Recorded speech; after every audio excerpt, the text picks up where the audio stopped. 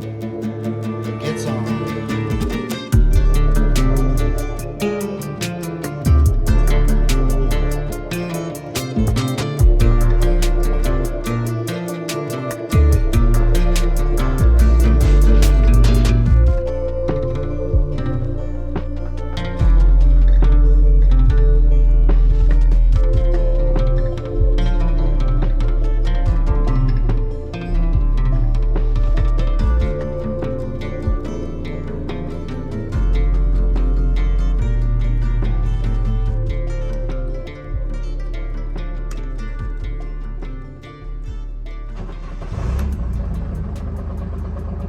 Yes, sir.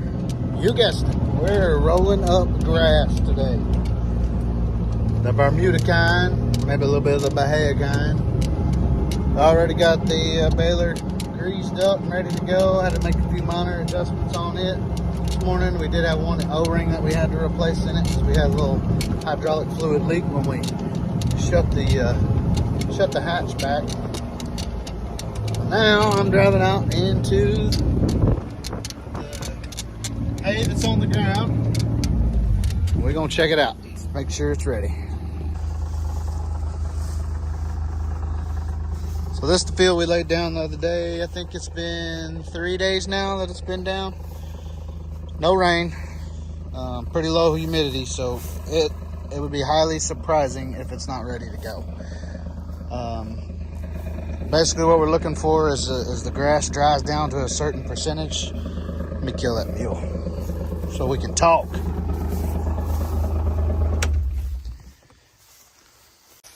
So the grass dries down to a certain percentage of moisture. And we have a way to come out here and kind of check that as a rule of thumb. I'll show you that in a minute. But the dry down, the sun cures the grass, basically bakes the moisture out of it. But the heat and wind works really good for us too, and then low humidity. If the humidity's high, it takes longer to dry for obvious reasons. So we're trying to dry down the grass to a certain percentage of moisture level, because if you bale the grass with too much moisture in it and it packs that bale in nice and tight like that, the moisture inside the grass with the moisture on it gives off heat, and if it has too much moisture in on it, it'll give off enough heat for it to spontaneously combust and catch on fire. Bad. Don't want that. So kind of a rule of thumb that we do is we come out here, we find a good nice thick stand of hay right here, and I'll take it and I'll flip it over and I'll look at it and see how green it is. Let me get my shadow out the way. I'll see how green it is. This is kind of a little bit green, but it's pretty dry. Then I'll feel the dryness of it.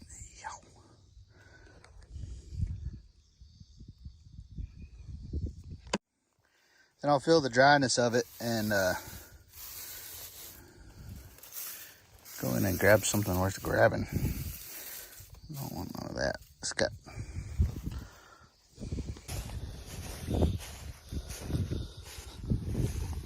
So I'll grab a hold of it and feel the dryness of it. And as long as it's good, which it feels good, I'll grab me a little wad of it. Got me a little wad of it, and I'm gonna come back over here so I can kind of show you how we do it, because I'm gonna need both hands. All right, so we got our little wad of it right here. Probably could use to grab a little bit more, but we're just gonna go with this for now for demonstration purposes. Little wad, both hands. Pinch it all together right here, and you take it and you spin it like this. And if you spin it and it breaks apart in about 3 or 4 turns, it's ready. So that right there is way ready to go. So we're gonna drive around this field, check it in a few more places, kind of right out in the center of the top of the hill. So that would be what I would consider the part that's gonna be the most dried down. So we'll go check it like on the edges where the trees kind of provide shade for some of the grass, which means that it wouldn't dry down as fast. So we'll check some of those areas that it would may not quite be ready. And if they're good to go, man, rock and roll. So we're gonna drive over here to this tree line. The fence line runs right there. Trees grow up in the fence line, they get big, they start providing shade over the fence line, and then the shade obviously lengthens the time at which the hay dries down. So let's go check this out over here, see what we got.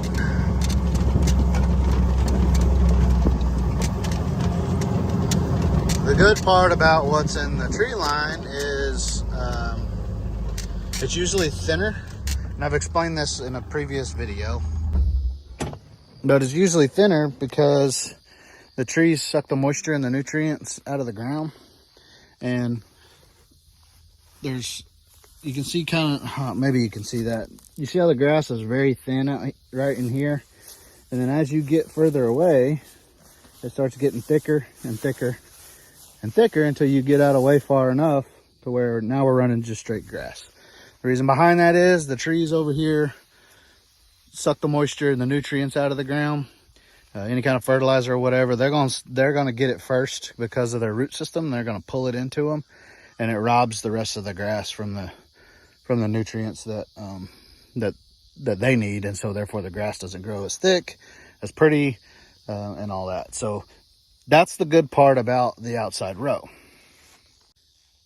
It's not a very thick stand of grass, so therefore we can afford not to bale it up initially. So if we get interrupted with rain or a breakdown or whatever, we're not losing a whole lot. There's some grass here, but it's not as thick as out in the middle of the pasture out there. So a lot of times what we do, if it's not quite ready on the edges, when we check this moisture level, if it's not quite ready, we'll actually start, instead of start raking here, we'll move out there and start raking first. We'll get our windrows and we'll bale everything else up to give it more time as the hours go by and we're baling. It gives this inside grass more time to dry down. So once it gets dried down, we'll bale it up at the end, and then make however many bales on this outside row at the end. We do that sometimes. It just depends on the moisture of the grass. There's like quite a few days to get after it. So I'm guessing it's probably going to be pretty good. We shall see. All right, so I got me a wad here. I'm going to whittle it down to a manageable amount here. Give me just a second to put this phone down. Should have got my gloves. Some of this grass got little spinies on it. I'm gonna grab my gloves. Be right back.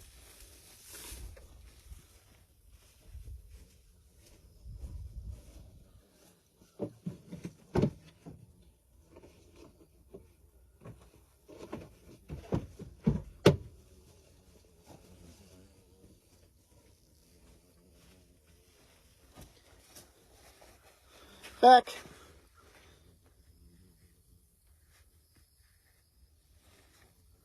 Got a little visitor. We're gonna let him do his thing and go away because I don't want to piss him off.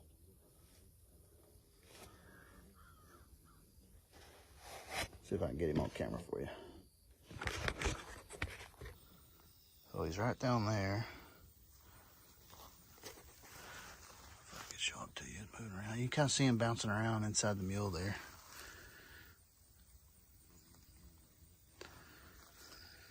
Pretty good sized looking little hornet fella. Oh man, he landed up on the frame. I wonder if he's building a nest in there. I hope not. That'd be bad. All right, back to the task at hand. I digress. I apologize. Let me get y'all set up here. So, we're whittling down this grass ball to a manageable size in your hand. And so I just taken it and pulling it down to, I don't know, about that thick or so. And then you just take it and pinch. 1, 2, 3, 4, 5, 6, 7, 8, 9, 10, 11, 12. And we're not quite ready there. I might have had a little too much grass. Let's try again. 1, 2, 3, 4, 5, 6, 7, 8. Yeah, see, we're not quite ready there. There's still a little bit of moisture in there that creates that grass to be pliable. and stretchy and not break. So that being said, I'm gonna grab one more handful and make sure it wasn't just a fluke. But this outside row on this side under these trees, because of the shade, hasn't had as much sun as the center portion of the field that's outside of the tree shade line. So therefore it's not dried down quite as much as the center. I'll be back. All right, so I checked in 2 or 3 more places, about the same. So outside row is a no-go right now. I want to give it just a few more hours to dry out. So we're going to do what I said just a little while ago. We'll probably start here in just a minute after we wrap up lunch. And we will start raking 1 to 2 passes inside the outside row. We'll give this more time to dry down. Back to the barn we go. I don't know if any of y'all do creator stuff and shoot videos and stuff like that, but I have the hardest time focusing on the actual camera because I'm looking at the screen. I'm sure it's pretty comical and y'all's in. And you're like, what's he looking at? What's he looking at? So I'm looking at my face on the phone to make sure I don't look like a moron, and then I'm making myself look like a moron in the process. So, struggle bus. One of my other assignments while I was out here is check the sight glass on the feed bin. See if I can see any feed on the sight glass. I don't think I do. Do y'all? I don't. We're gonna go with no. Okay, now back to the barn. Go back to the barn and check in with Poppy. See how his lunch is coming. And then we might be off to the races.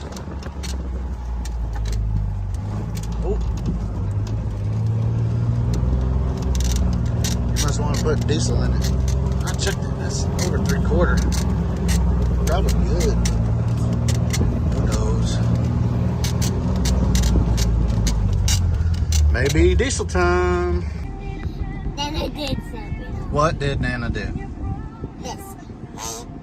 Nana did that. Nice. Did you tickle her? No. Isn't that the rule? If you make that noise, you get to tickle her. Diesel time.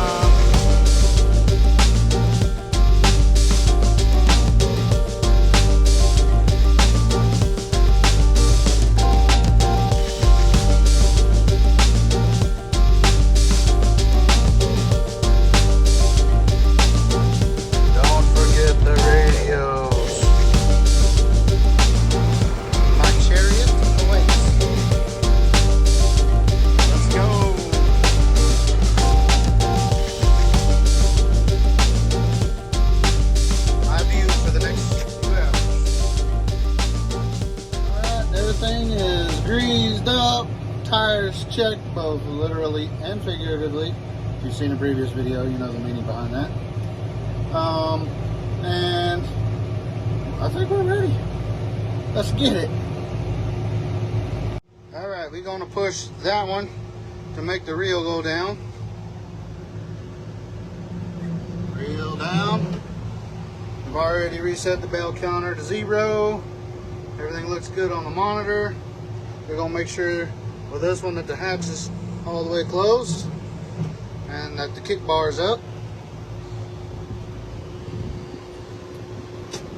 All right, give her a little throttle, start turning it. Oh yeah, nice and smooth. A little more throttle. We're gonna get up to turning about, we're gonna start at 470, see how it does. I got my gear selected over here, my range selected here, gear here, shuttle shift and forward as you can see right there, and away. Nope. Park brake off. And away we go.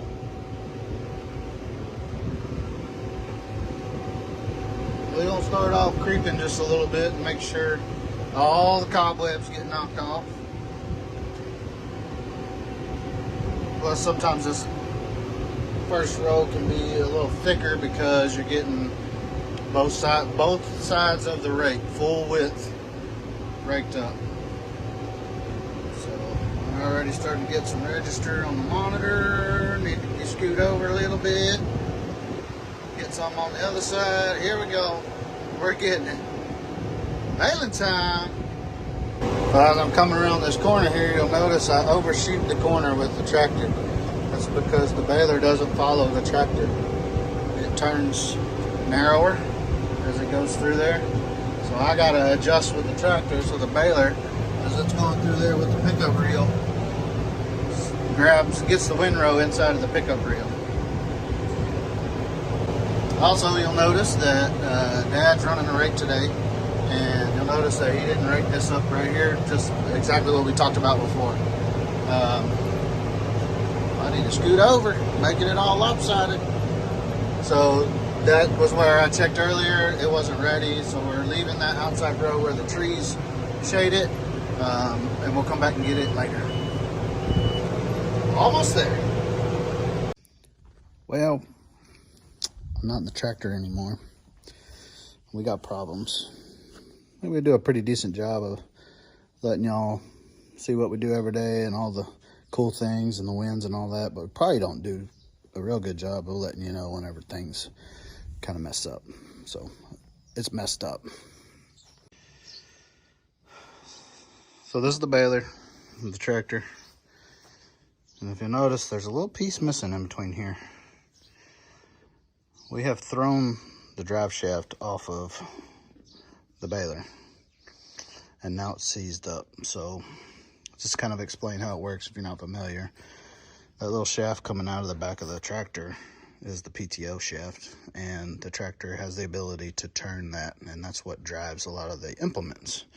And there's a shaft that comes from there and goes up to there and turns the baler, and that's what triggers all of the mechanical motion that the baler does, is funneled through that shaft right there. So I was baling, and then all of a sudden heard some thunking and looked back, and the back end of that shaft was down in here, and it was bouncing as it was getting turned from over there. So it came off of this shaft's lines. How that happened, we're not exactly sure. We've checked the baler over and over and over, and it wasn't jammed. Didn't have a big plug of hay in it. And it was free turning, so nothing's bound up gear wise. The chains all look good. The best guess that we can have is that the collar popped off, and when the collar popped off, over time as it was spinning, it got loose, and then it slung the shaft off. I'll pull this to me a little bit and show you what we got here. So if you'll see, when it came off, that collar came off. Let's see, oh, there we go.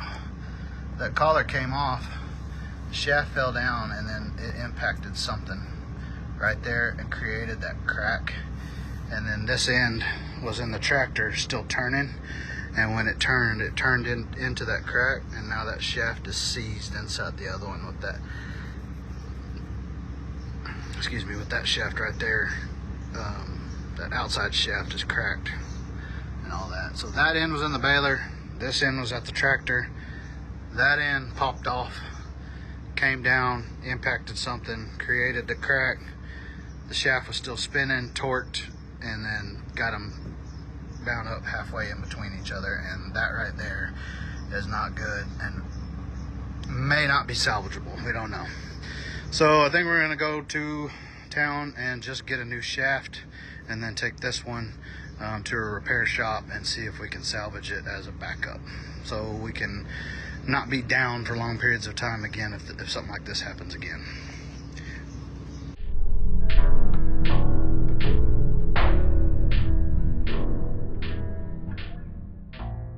Alright, hiccup is completed, finished, fixed.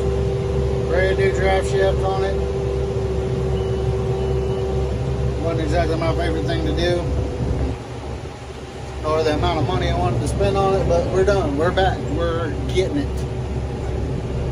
And right now she's clicking right along, so hopefully we can make it to the end, but no more problems.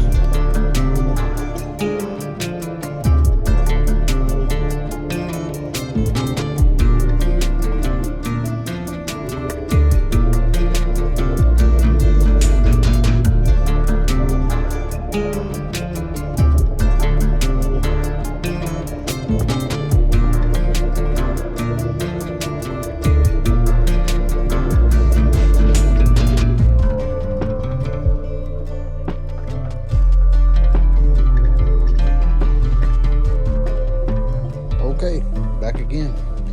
Day 2. We were unable to get the entirety of that field baled up yesterday due to our PTO shaft issues. We had to stop down production. So we got about half of it done. We're gonna knock the rest of it out today. All right, we just got back from checking it. Most of it's gotten rid of the morning dews, come off of the hay, so we're ready to go for day 2. Let's get it.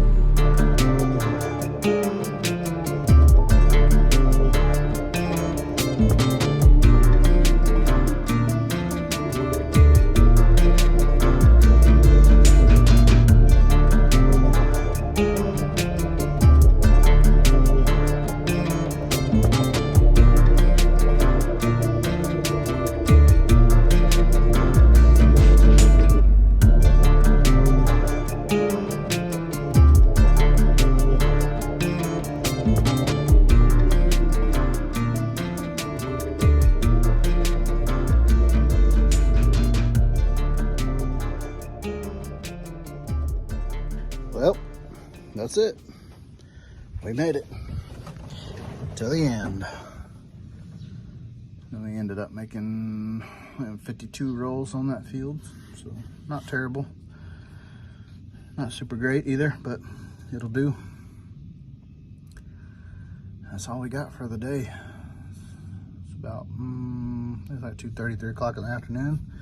About 105 degrees. So we're gonna call it good for the day. Appreciate y'all hanging out. Stay tuned for the next one. Love you. Bye.